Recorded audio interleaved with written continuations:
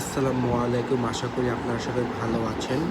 আপনাদের আমার নতুন ব্লগে স্বাগতম। আজকে আমরা চিকেন স্নিজেল বানাবো।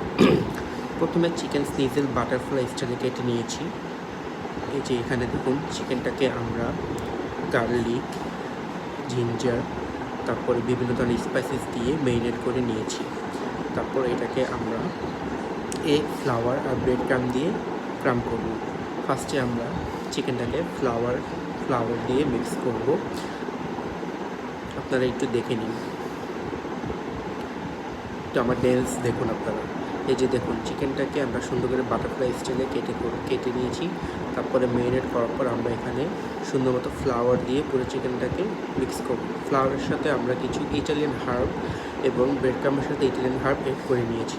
তারপরে চিকেনটাকে আমরা এগ এবং মিল্ক সাথে আমরা মিক্স করে নেওয়ার পর আমরা একটা ব্রেড ক্রাম দিয়ে এটা ক্রাম করব।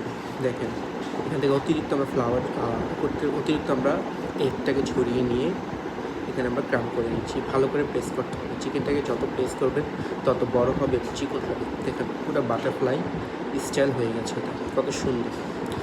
এখন আমরা এটাকে ডুবা তেলে হালকা মিডিয়াম আঁচে দিয়ে ভাজবো। দেখুন কত সুন্দর দেখতে পাচ্ছেন আপনারা। এই দেখুন কত সুন্দর গোল্ডেন ব্রাউন মুচমুচে কালার হয়ে গেছে। এটা আপনারা এবার ভাজার পরের ছবিটি দেখে নিন। দেখেছেন? এরপরে আমাদের কিছু ইফতারের ছবিগুলো দেখুন। এখানে আমরা ফ্রুটস দেখুন। আজকে সবাই ভালো থাকবেন। আগামী আবার ফলো দিবেন ইউটিউবে।